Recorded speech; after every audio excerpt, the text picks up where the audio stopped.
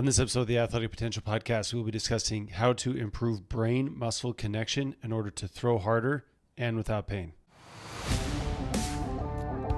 Welcome to the Athletic Potential Podcast, your place to come and get answers to your athletic development questions. We cover a range of topics, all related to helping you to achieve your athletic goals so that you can experience and enjoy the athletic career that you deserve.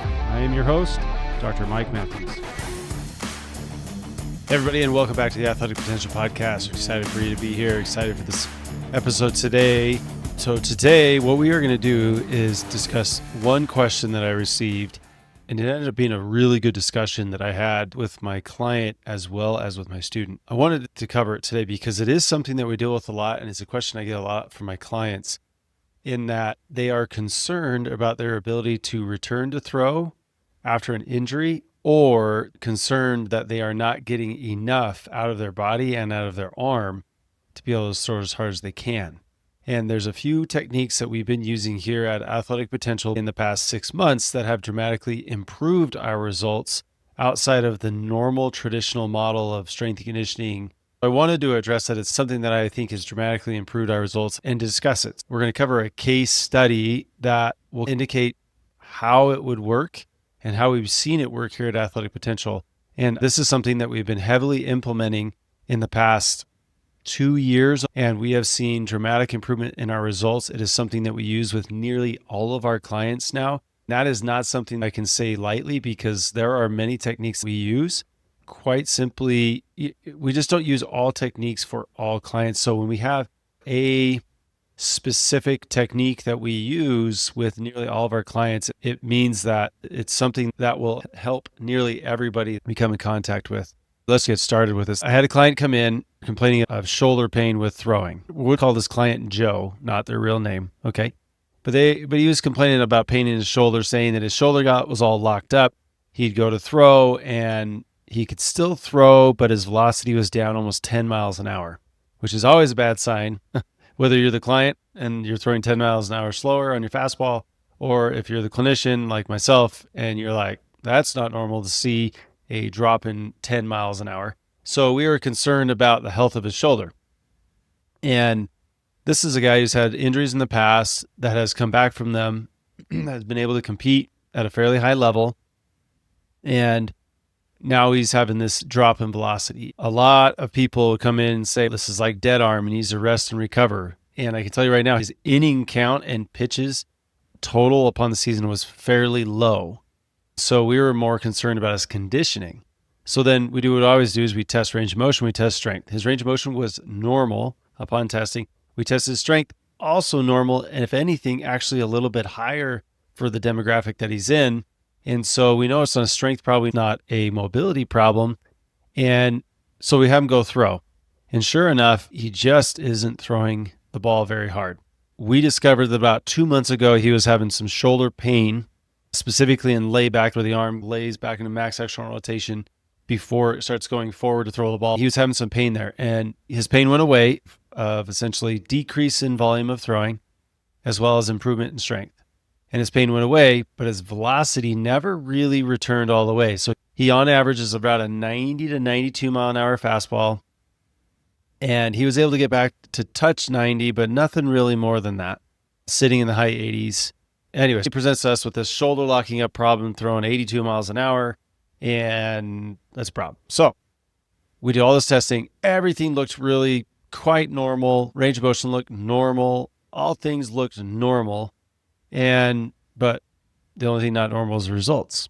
So we started diving into this technique of improving the brain's ability to communicate to the muscles in the shoulder and the elbow, anywhere the injury was in the past.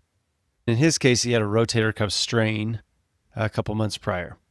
Here's a very basic neuroscience explanation of what happens when our body experiences an injury. I know all the neuroscience nerds are going to go, that's not exactly correct.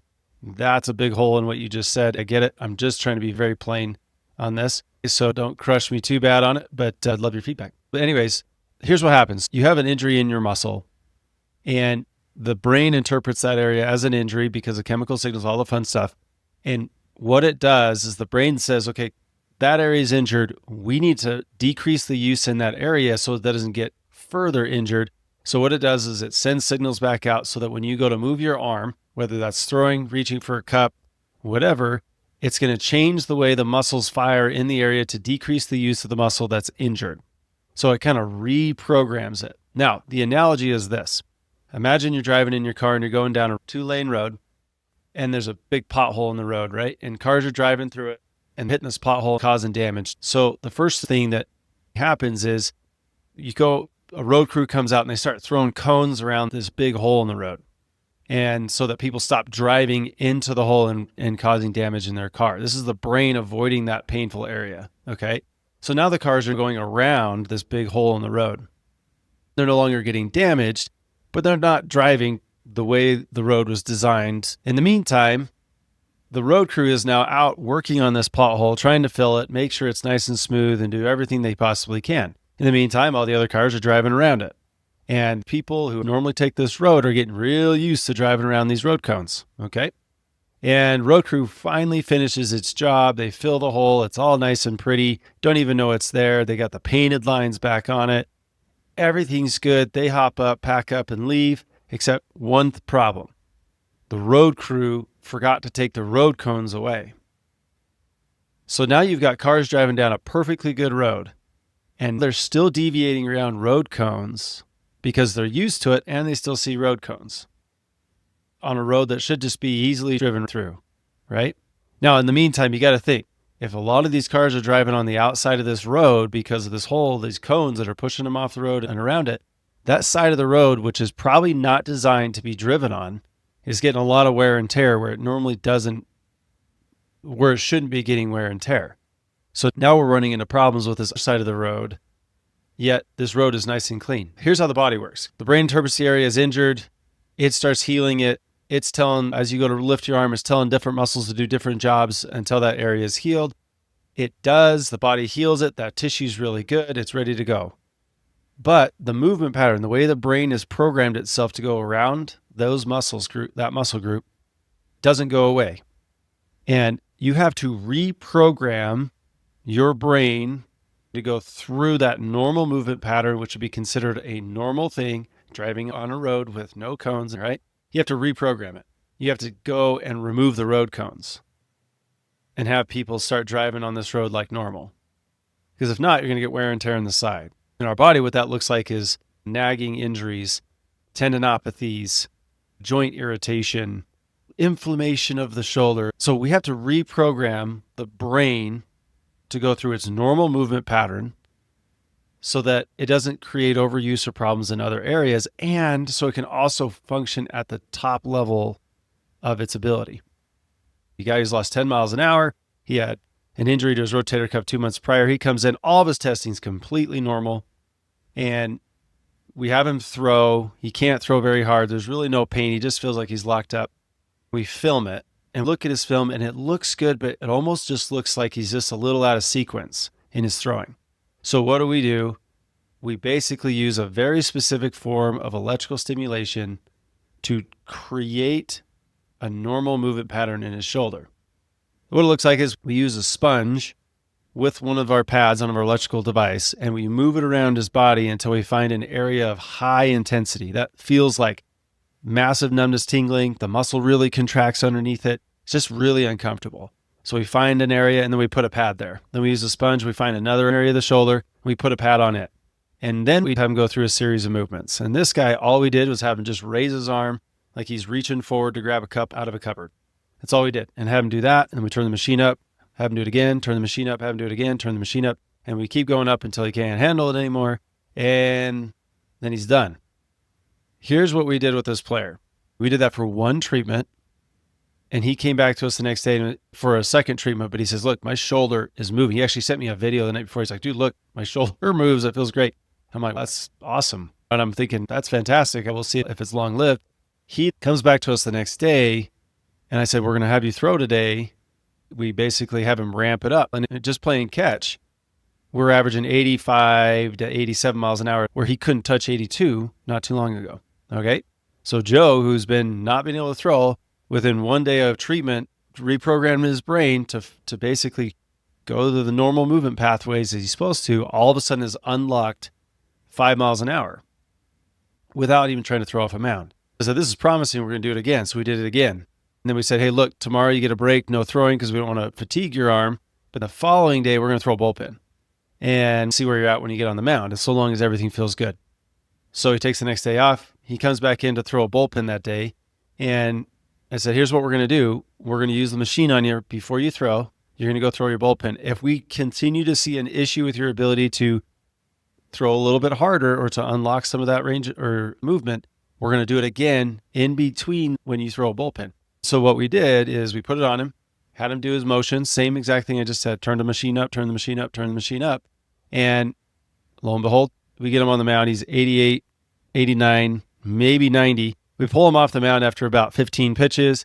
We have him go through the entire sequence again. Actually, it was a little abbreviated, but we had to do it again. We hop him back up on the mound. We start throwing. Guess what? He's 90, 91. Okay. And it looks easy. And we're going, look, he was 82 miles an hour 5 days ago. He's now 91 miles an hour here. So either we've unlocked something in the brain, which is what we thought we did, or psychologically, he's just doing a lot better. I can tell you right now, this is not a psychological guy. Like, he has no problem getting after it. Excuse me. And now we've starting to see improvement. So we reprogrammed the brain. My favorite part of the story is 2 days later, I want to say it was 2 or 3 days later, we had him throw a bullpen. He hadn't thrown anything above 92 since his major injury. He had Tommy John a year prior. He had 93 in his bullpen on that day. We all looked at each other, my student and a couple other people, we all looked at each other, whoa, we may be on to something here.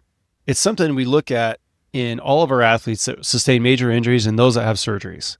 Specifically in ACLs, knee surgeries, they have a very difficult time getting 100% all the way there.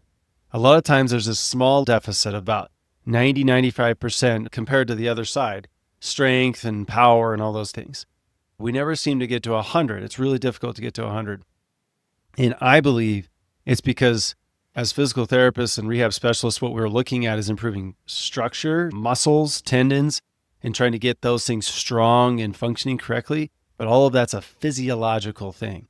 It's a physiological thing. But what we're not doing is improving the neurology part of the connection. And that's what drives everything. If we don't have that, nothing works. It's like having a computer with all this great capacity, but no software to run the computer. It just doesn't work.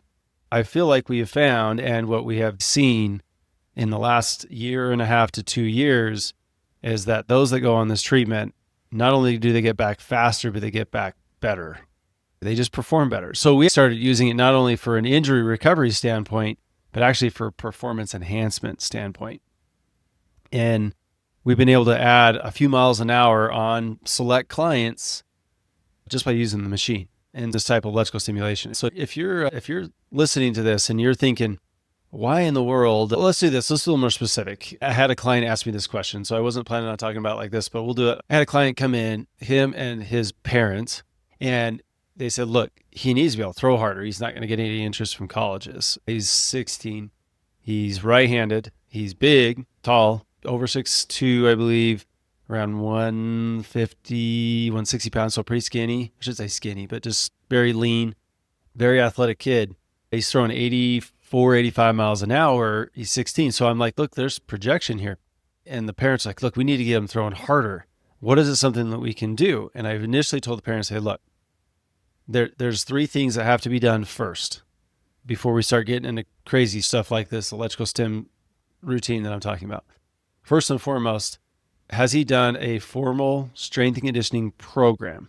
His answer was no. So I looked at that and I said, if we put strength on this kid and a little bit of weight and give it time, he's going to throw harder because he's 6'3", 165 pounds, and he has potential to put a lot of weight on. The initial phase with him was we need to get him on a strength and conditioning program. He needs to work out 4 times a week. He needs to get on a meal plan program to start putting weight on. And let's see what happens when he does that. And then I said, is he on a specific arm care program where he's doing specific shoulder exercises and those type of things? The answer was no. So I'm like, there you go. The strength and conditioning alone may give him like 4 to 5 miles an hour. I'd argue it's probably going to give him a little bit more than that. if he can get bigger and stronger and maintain his mechanics, 'cause I did see him throw, I think this kid touches 90, probably a little bit more than 90 just doing that.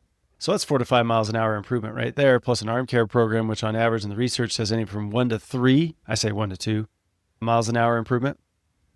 Okay. So just those two additions right there is probably going to give him 5 miles an hour at the least, even if he just did a basic program. So 5 miles an hour takes him 84, 85 up to 89, 90. Now he's talking like he may get junior college offers, like he may get looked at a little bit more. But if he does it right, then he may get more. A lot of people would say, what about this electrical stim device, this technique you're talking about? If it gave this guy, returned him 10 miles an hour, by the way, it's returned him 10 miles an hour. He was already throwing that hard before. We just unlocked what an injury had previously locked down. Why don't we just do that and see the improvement? Here's what I tell everybody. Remember, this is improving the brain muscle connection. If your brain is attached to a little tiny muscle who doesn't have a whole lot of force capacity because it's not been trained, you just won't see quite the results. You can enhance that pathway and you'll probably see some results. But what you might also see is a limited response because the capacity of the muscle just isn't there. So you got to build the capacity of the muscle. So I don't lead with this, but I definitely will use it at times to improve movement efficiency, to improve how well you move, to make sure we're not creating wear and tear in other areas, but not as a velocity enhancement treatment technique yet. Now, that being said, if some of our pro guys come here in the off season, we use it as recovery technique. And lo and behold, these guys throw harder when they're on it. And mainly because they probably are recovering better. And two, probably because we're making them more efficient when we do it right. This is something I wanted to talk about. It's something I answered the other day. We've seen a lot of good results with it. It's a neuromuscular enhancement technique using a specific type of electrical stimulation. You can't use a TENS unit for this. It's not the same. And you've got to apply it the right way. If you do apply it the right way, there's a lot of benefits to it. But I think what I really would like everybody to get out of this episode is, look, you've got to build the basics. We talk about velocity enhancement all the time. And is a question I get all the time. How do I get my kid to throw harder? What I just answered based on the case study of the 6'3", 160-pound kid was the process. Now, there's other ways to do it. I get it. A lot of different nuances you'll see on Instagram, social media, all this stuff that'll say, you need to do this, you need to do this, you need a weighted ball program, all this kind of stuff. Like, okay. But if you look at these players and these performance coaches that have been doing this a long time, this is the basics. And you'll see them always start with the basics. You've got to improve strength. You got to improve the weight ratio, which doesn't mean more weight. Sometimes it may mean less weight. And kids, it's usually more weight done appropriately over time. If you can do that, you're likely going to see improvements in your ability to throw hard. Sometimes you're limited by growth and you have to make best with what you have at the time. We joke around all the time. It's like those that are late bloomers, there's some research out there, and I apologize, I don't want to misquote it or anything like that, but there seems to be a higher percentage of late bloomers that make it further into athletics than those that are definitely early bloomers or normal bloomers, whatever that means. And I think one of the reasons is, and it's just one reason, okay, there's a lot of others, is that they have learned the skills of the sport because they had to. They didn't just get big and could get away with throwing really hard past their peers who aren't used to seeing something thrown that hard. But they've learned to pitch, they've learned to hit, they've learned to field in a smaller body frame on a bigger field against bigger people. When they get bigger and taller and stronger and actually put the effort in the weight room and do a good job, they just shoot past their peers because the skill component was there and it was forced because they had to do it. Otherwise, they wouldn't be able to compete. I'm not saying pray for a late bloomer or anything, but the idea would be is some of that's just in biology and you have to just roll with it. It's okay to be a late bloomer. If you're an early bloomer, you've got to understand that you're probably going to dominate and you've got to find ways to improve your skill in those environments. It's tricky. One of the components that could definitely help improve your athletic performance, eventually help you achieve your full potential, is improving this brain muscle connection. And if you do that, you're going to see really good things. I can tell you right now, we have seen very good things, both from the injury recovery standpoint as well as the performance enhancement standpoint. If you're interested in this type of technique and what we're doing, reach out to me. It's one of those things where I can talk about it on the air right here. To give you specifics and how to do it is difficult. I can tell you every program that we run with it is highly individualized. I know that I say that about everything, but realistically, this one is. Where the pads are placed, how much intensity is put in, how many rounds we do, what frequency do we put it. All those things are a big deal. And if we do it right, we see the best results. If we don't do it right, we see some results. If we do it wrong, we actually can make people really sore and probably hinder performance on a short-term basis.